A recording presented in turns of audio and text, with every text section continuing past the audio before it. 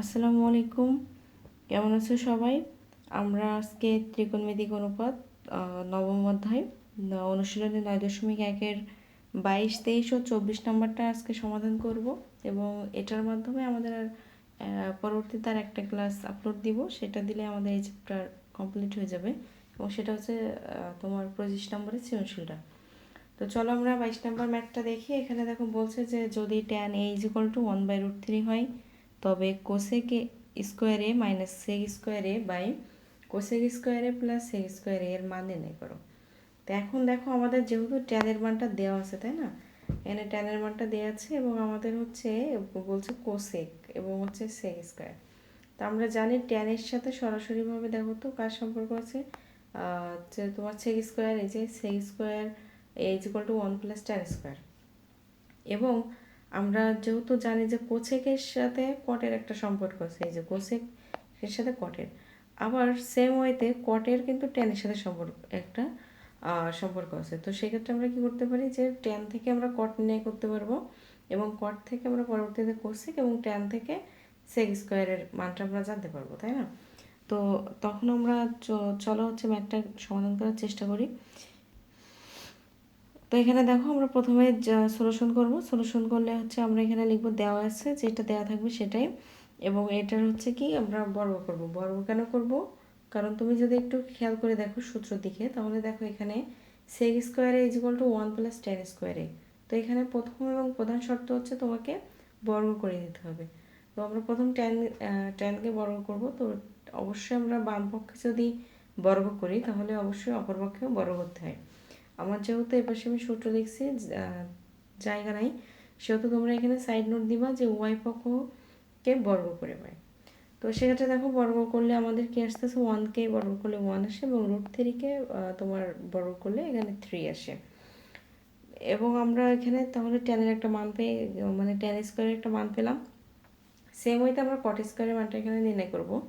তো কট স্কোয়ারটা কী করে পাবো আমরা? দেখো আমরা জানি যে ট্যান, তো ট্যানের বিপরীত যে সেটা হচ্ছে কি কট। তো আমরা সেক্ষেত্রে আমরা কি লিখতে পারি যে 1/cot, অর্থাৎ ট্যান = 1/cot। আমরা প্রথম ক্লাসে সেটা বলছিলাম। তো সেক্ষেত্রে দেখো আমরা এখানে ট্যান বসাইলাম এবং তুমি যদি আর গুণ করো, অর্থাৎ এই যে 3 আর 1 গুণ দিলে 3 এবং কট স্কোয়ার এবং 1 গুণ দিলে কট স্কোয়ার হয়। তো আমরা একবারে সাজিয়ে লিখছি। তো আমরা কট স্কোয়ারের মানটা পেয়ে গেলাম। এখন আমরা কট থেকে তোমার কোসেক পাবো। তো এই যে আমরা সূত্র লিখছিলাম যে কোসেক স্কোয়ার এ = 1 + cot স্কোয়ার। তো সেটা আমরা এখানে যে কোসেকের পরিবর্তে আমরা এখানে লিখলাম যে 1 + cot স্কোয়ার, এবং এখানে মাইনাস আছে, এবং যদি মাইনাস থাকে আর তোমাকে আরও 2টা বা তার বেশি তোমার পদ লিখতে হয়, সেক্ষেত্রে তুমি অবশ্যই ব্র্যাকেট দিয়ে নিবা। তো এখানে দেখো আমাদের সেক স্কোয়ার এর সূত্র হচ্ছে 1 + tan স্কোয়ার, 2টা পদ আছে। তো সেক্ষেত্রে আমরা কী করলাম, এখানে ব্র্যাকেটটা ইউজ করলাম। নিচে যেহেতু মাইনাস নেই সেহেতু আমাদের ব্র্যাকেট লাগবে না, আমরা ডিরেক্টলি সূত্র বসাবো। অর্থাৎ কোসেক স্কোয়ার এ ওর পরিবর্তে আমরা লিখবো 1 + cot স্কোয়ার এবং সেক স্কোয়ারের পরিবর্তে 1 + tan স্কোয়ার। তারপরে দেখো আমরা এখন কি করব, এখানে হচ্ছে কি তোমার ব্র্যাকেটের সামনে যে মাইনাসটা আছে, তাই না? মাইনাসটা যেহেতু সামনে আছে আমরা ওইটা এখন গুণ করে দিব। অর্থাৎ আমরা জানি প্লাসে মাইনাসে মাইনাস, এই যে -1, এবং হচ্ছে কি প্লাসে মাইনাসে মাইনাস, অর্থাৎ -tan স্কোয়ার। তো এখানে দেখো +1 -1, তো সেক্ষেত্রে আমরা কেটে দিতে পারি।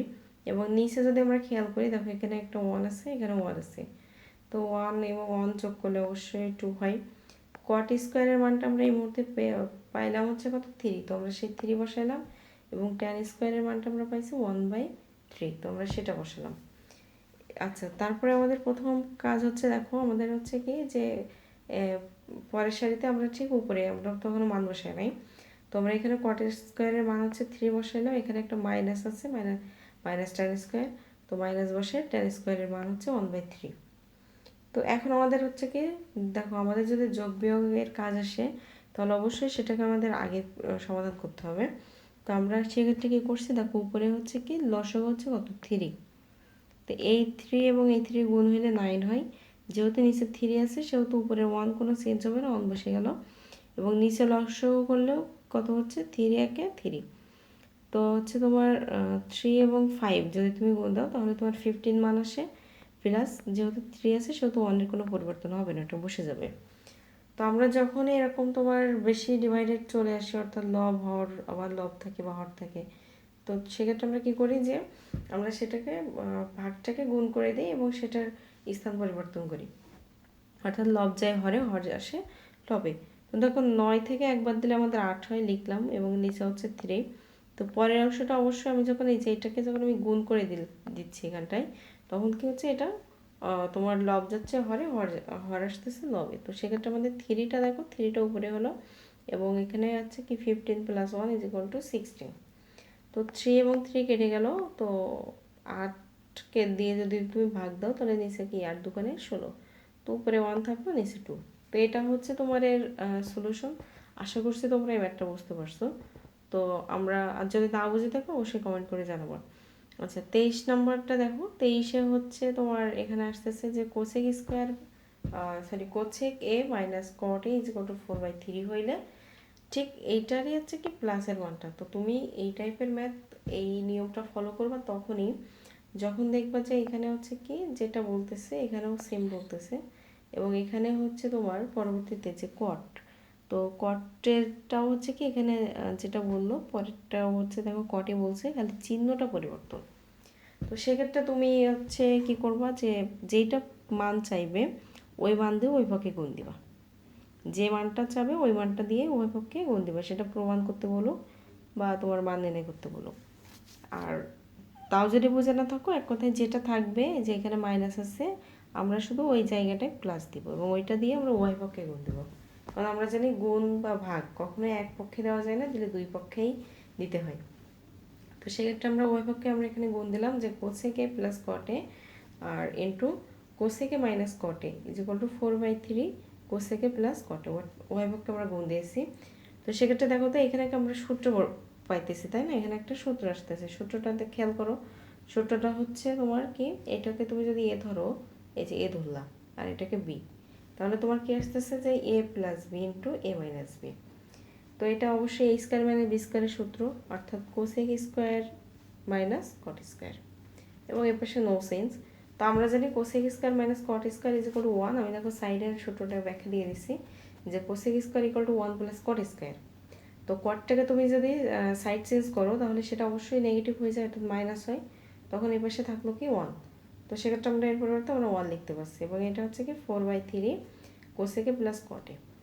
তো তুমি যদি এখন গুণ করে দাও, তো আমরা জানি যে তখন তুমি গুণ করতেছো, তখন হচ্ছে কি এটা এই যে 3 একে 3 এবং 4 উপরে ছিল, এটা নিচে চলে যাচ্ছে, অর্থাৎ 4 একে 4। সাইড চেঞ্জ করলে আমরা জানি যে মানটাও কি হয়, যে তোমার চেঞ্জ হয় আর কি, উল্টে যায়। তো সেক্ষেত্রে হচ্ছে কি কোসেক এ প্লাস কট এ, এটার মান আসলো 3/4। তো এই ম্যাথটা খুবই ইজি। তো তোমরা আশা করছি এটা বুঝতে পারছো, এবং এটা ম্যাক্সিমাম তুমি তোমরা খেয়াল করে দেখবা যে সলিউশনের ক নাম্বারে থাকে। আচ্ছা, তো সেক্ষেত্রে পরে আমরা দেখো 24 নাম্বারটা একটু সলিউশন করি। 24-এ বলছে হচ্ছে কি কট এ = b/a হলে a sin a minus b cos a by a sin a plus b cos a। যাই হোক, তোমাকে দেখো a sin আছে এবং b cos আছে, তাই না? এটা তোমাকে নিয়ে আসতে হবে। তো আমরা একটা কথা জানি, ট্যান এবং কট এর ভিতরে সাইন কজ উভয় বিদ্যমান। তো আমরা যদি কটকে কটের যে ভ্যালু আর কি, সেটা হচ্ছে কি cos a by sin a, এটা আমরা সবাই জানি। তো আমরা এখান থেকে cos sin পেয়ে গেলাম। এখন আমাদের টার্গেট দেখো, সাইনের সামনে হচ্ছে a আছে এবং cos-এর সামনে b আছে। তো যার সামনে যেটা আছে আমরা অঙ্কটা সহজ করে করার জন্য তার সামনে সেটা একবারে বসাই দিলাম।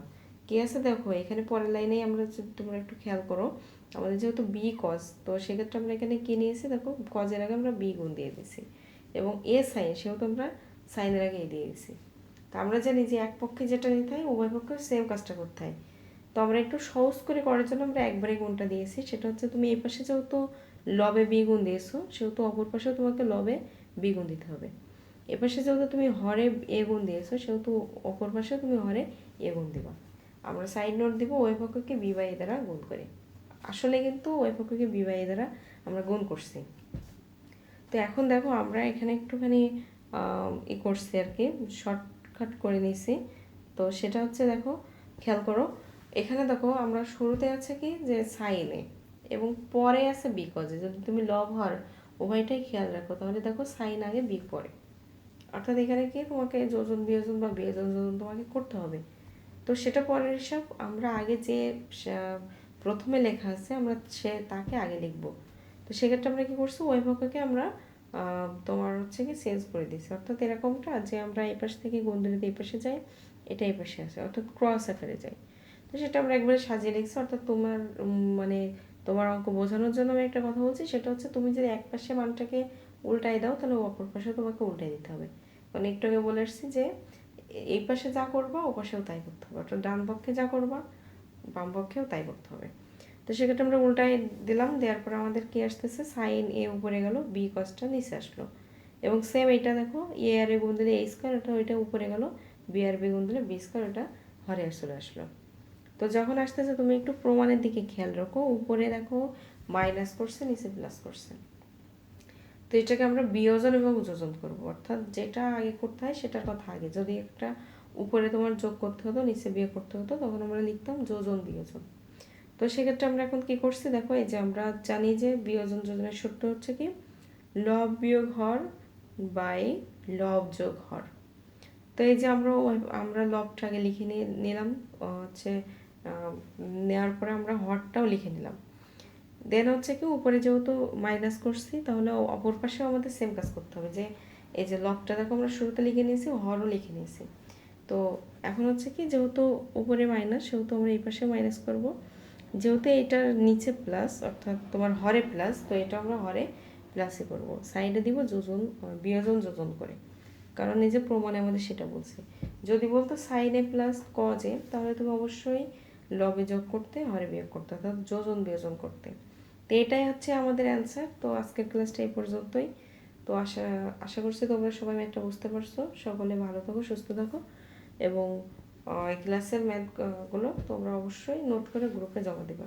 সবাইকে অনেক অনেক ধন্যবাদ।